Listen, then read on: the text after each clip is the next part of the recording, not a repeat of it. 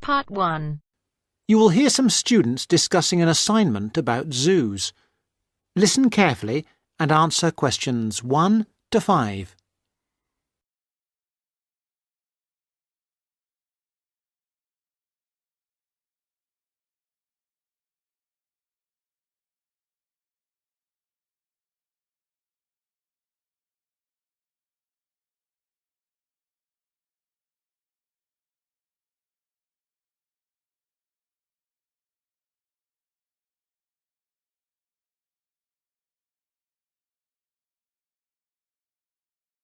Hello, Brenda. How are you doing? Fine. I've just come over to talk about this assignment on the function of zoos.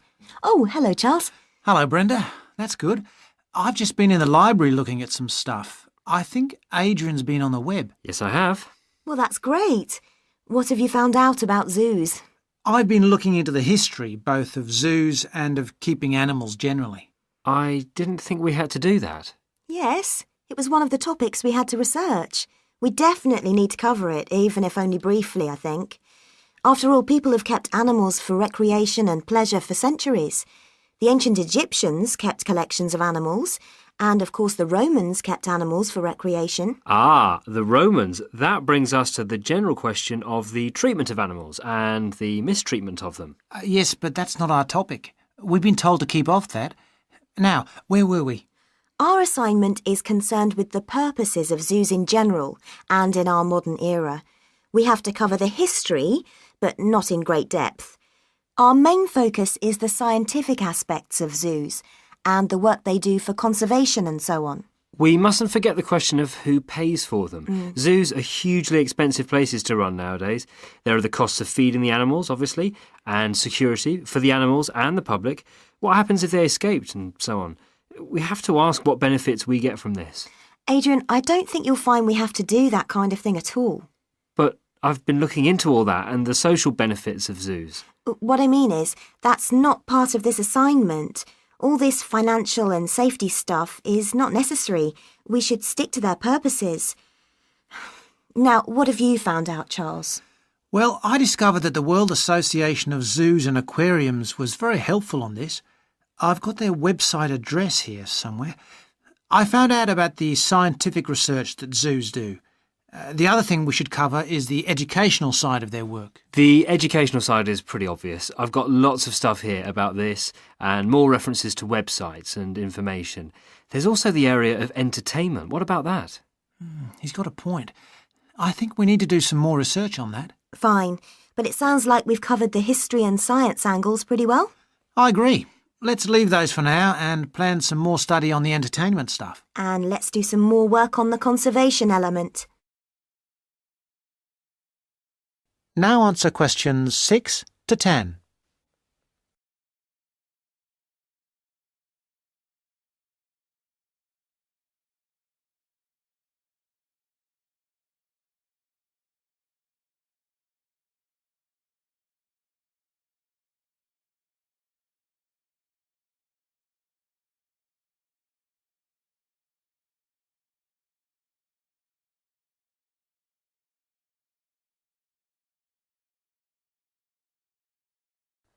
Now answer questions 6 to 10.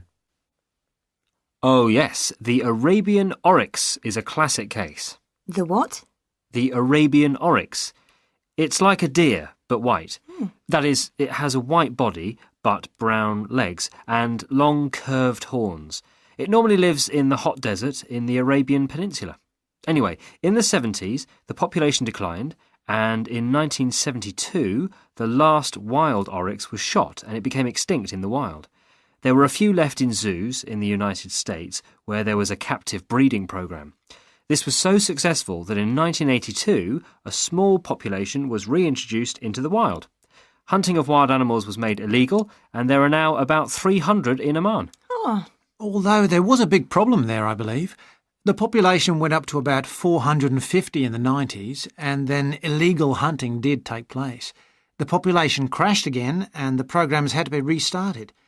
But that's been successful, and there are now, I believe, as you say, several hundred in the wild. This is all available on the websites that Adrian has noted. There was a similar program in Saudi Arabia, and I think there are hundreds in the desert there now. We can use that as a definite success story. And what have you found out? Yes, what have you come up with? I'm going to the library now. Good. That is the end of part 1. You now have half a minute to check your answers.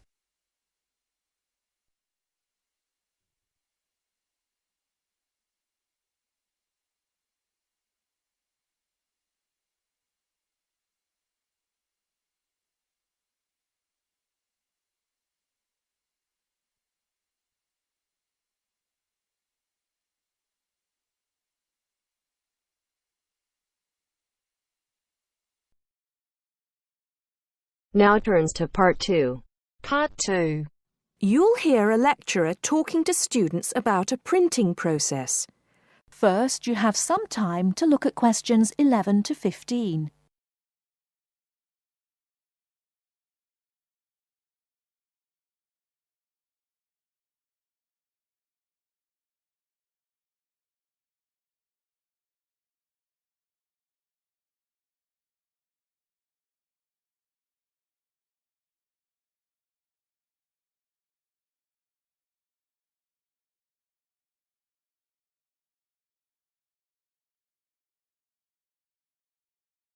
Now, listen carefully and answer questions 11 to 15. As I've made clear in earlier lectures, many different solutions have been proposed to the basic technological problem of getting meaningful marks onto paper.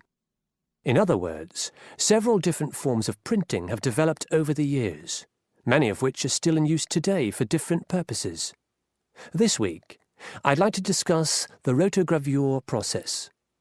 This is one of the most widely used printing processes, and after describing how the process works, I'll be describing some of its industrial uses and the advantages and disadvantages of this form of printing.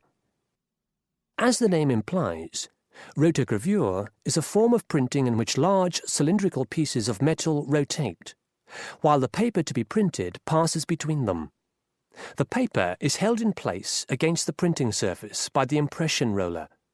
The weight of this roller is one of the factors that affect how much ink is actually transferred to the paper. Remember that this roller does not directly transfer ink onto the paper. The side in contact with the impression roller remains blank, and it's the other side of the paper which is actually the printed side. The impression roller presses the paper against the ink-bearing roller, generally known as the gravure cylinder. This roller is etched or engraved using either a laser or a diamond-tipped etching machine. This creates a large number of tiny holes in the surface of the roller which hold the ink. The depth and size of these holes determines how much ink is picked up from the ink fountain, which the whole printing assembly rests in. How much ink is picked up, in turn, determines the density of the image produced.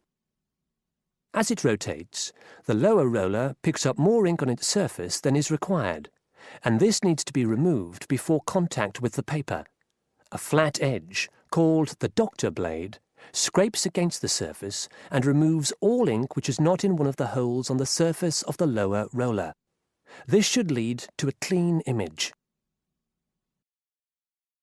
Before you hear the rest of the talk, you have some time to look at questions 16 to 20.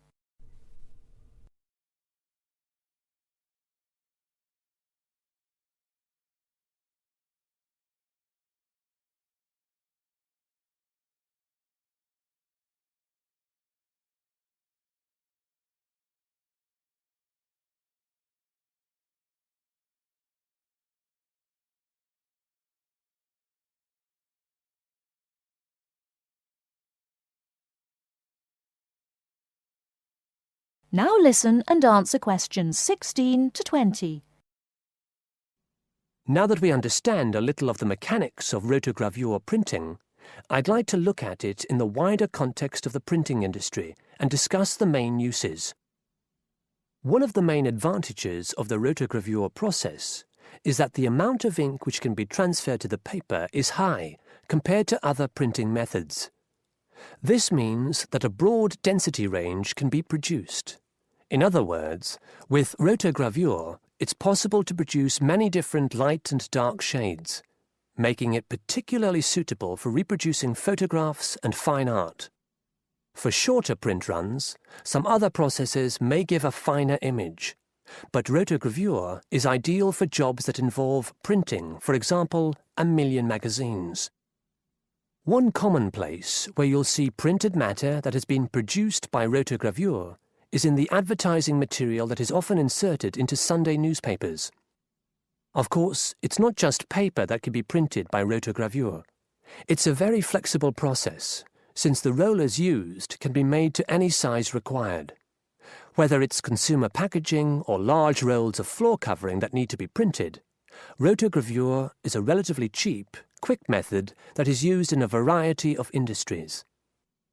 This isn't to say that rotogravure is without its disadvantages. Probably the main drawback is the fact that, with large areas of colour, the dots are visible, even without using any kind of magnifying aid. Now, does anyone have any questions about the rotogravure process? That is the end of part 2. You now have half a minute to check your answers.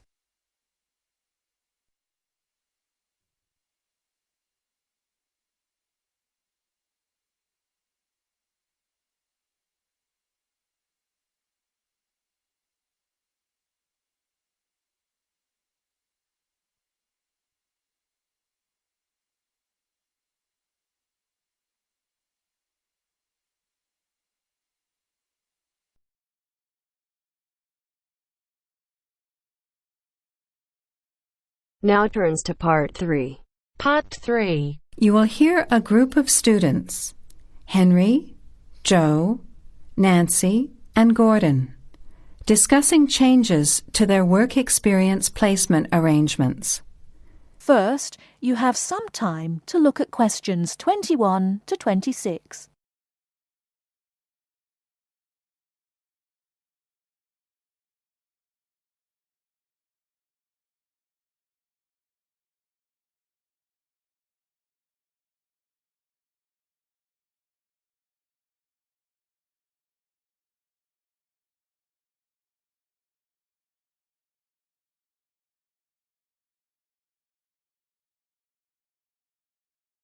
Now listen carefully and answer questions 21 to 26. Look, there's the notice that Professor Jones told us he'd be putting up confirming the details of our work experience placements. But I thought that was already arranged. No, he said he'd have to check with the companies that the days we preferred were okay for them. Let's see if any have changed. Teresa's not here today, but her name's first. It says the Uni Bookshop, Friday mornings starting on the 23rd of March. So nothing's changed. I'll let her know. What about Manuel? He's not here either. Is he still going to the music store in the High Street? If it's mainly music, yes, he's still down for that on Friday afternoons starting on the 9th. The day's different. It's changed from Tuesday mornings, but that's okay. I'll tell him. He'll really enjoy listening to music all day. Now, where's my name? Henry. Here it is.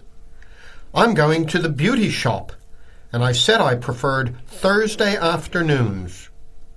Oh, good, that seems okay. And my start date hasn't changed either.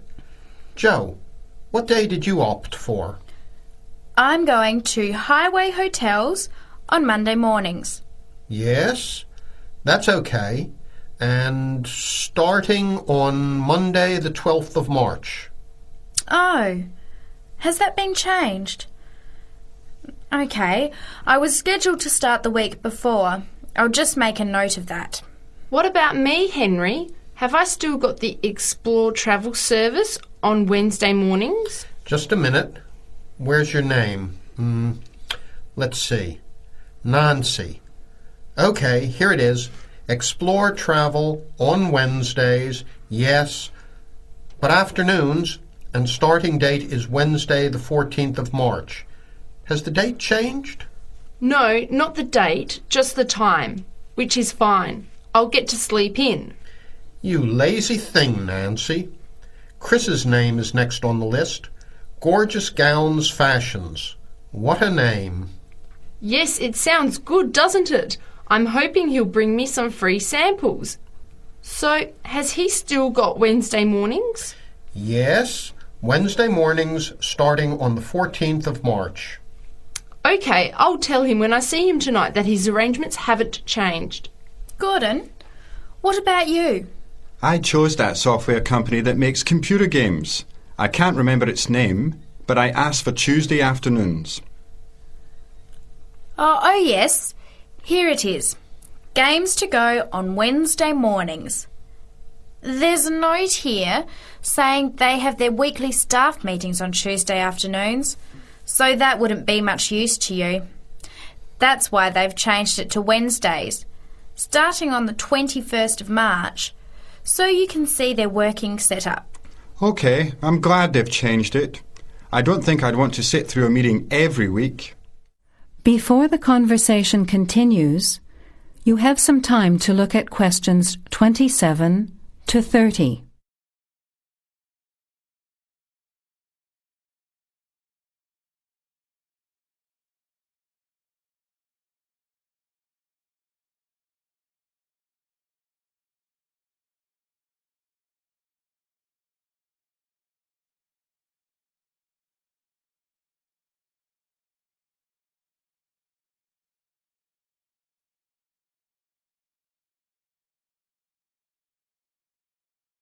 Now, as the conversation continues, answer questions 27 to 30.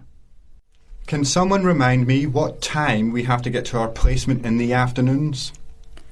It says here, mornings start at 9 a.m. and afternoon sessions at 1 p.m. Oh, that's a shame. I thought Professor Jones was going to change it to 9:30 a.m. and 1:30 p.m.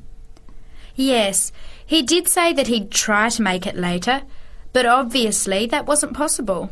By the way, just in case, what happens if we're ill or something and can't make it?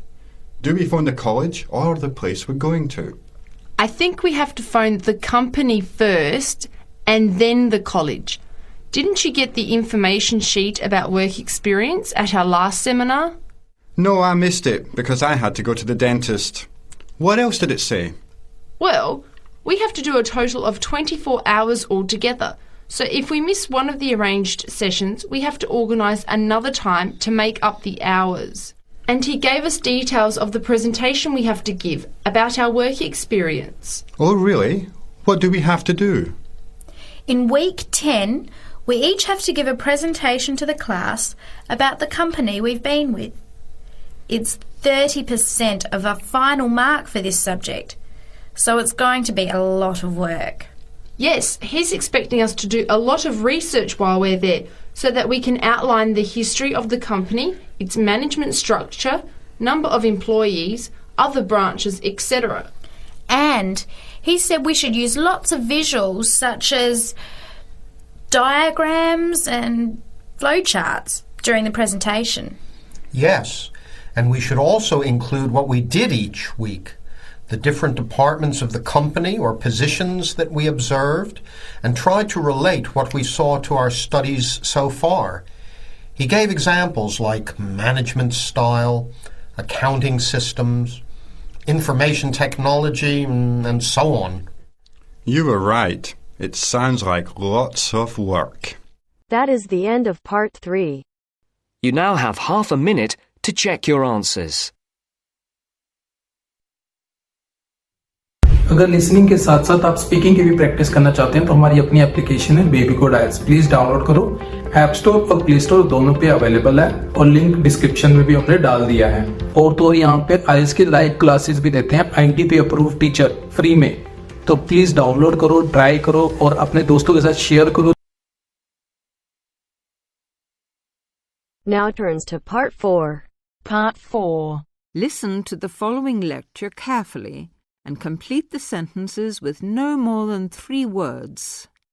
First, you have some time to read the questions.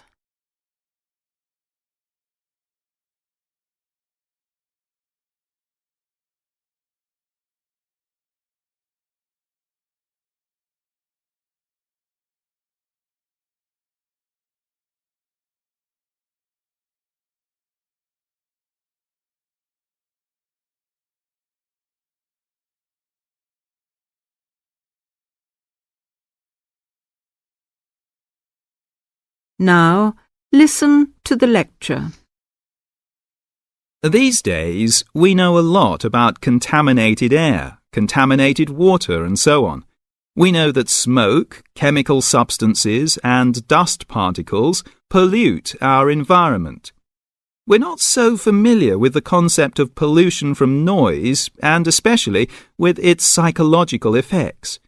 Generally, the physical effects are not surprising. Partial or complete deafness can result from excessive noises, airports, some factories, even some discos. But did you know that it's possible to kill a person with the right or wrong noise? Psychologists now believe that noise has a considerable effect on people's attitudes and behavior. Experiments have proved that in noisy situations, even temporary ones, people behave more irritably and less cooperatively. In more permanent noisy situations, many people cannot work hard, and they suffer from severe anxiety and instability, as well as other psychological problems. However, psychologists distinguish between sound and noise. Sound is measured physically in decibels. Noise cannot be measured in the same way because it refers to the psychological effect of sound, and its level of intensity depends on the situation. Thus, for passengers at an airport who expect to hear aeroplanes taking off and landing, there may be a lot of sound, but not much noise. That is, they're not bothered by the noise. By contrast, if you're at a concert and two people behind you are whispering, you feel they're talking noisily, even if there is not much sound. You notice the noise because it affects you psychologically. Both sound and noise can have negative effects. But what is important is if the person has control over the sound. People walking down the street with stereo earphones listening to music that they enjoy are receiving a lot of decibels of sound, but they're probably happy hearing sounds which they control. On the other hand, people in the street without stereo earphones must tolerate a lot of noise which they have no control over. It is noise pollution that we need to control in order to help people live more happily. Listen to the following talk about man and apes, and then complete the sentences with no more than 3 words. First, you have some time to look at the questions.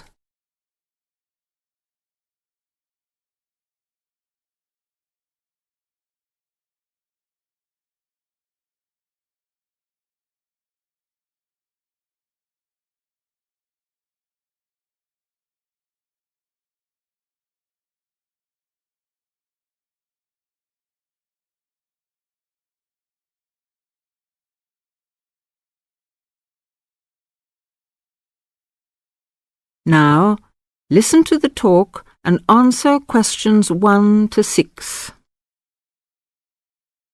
Man has always been interested in apes because they're at the same time so like him and so unlike him. In their basic anatomy or body structure, they are very similar, and for this reason they are both classified as primates, the highest form of animal.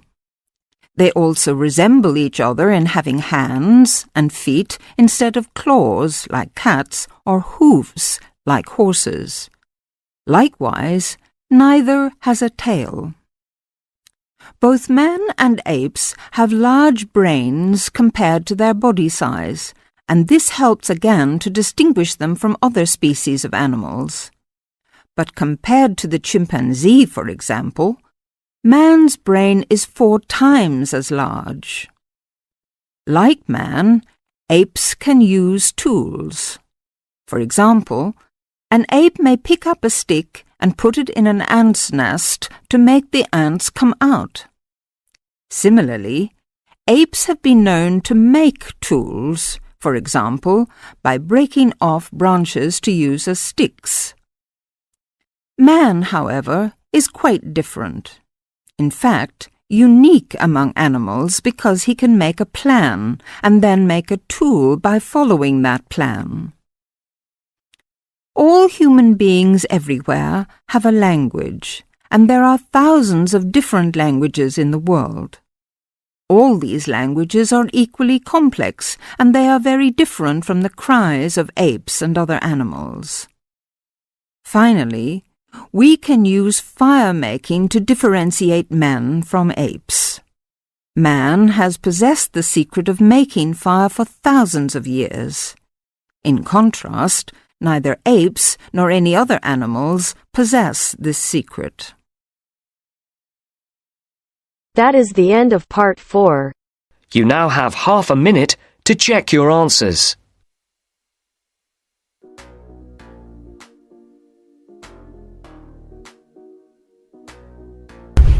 अभी तक baby code app download नहीं की तो यहाँ पे सिर्फ speaking listening reading writing सारे के सारे फ्री में मॉड्यूल अवेलेबल है, वो भी लेटेस्ट कंटेक्स्ट के साथ। और तो यहाँ पे आईएलटीएस की लाइव क्लासेस भी देते हैं INTP अप्रूव्ड टीचर फ्री में।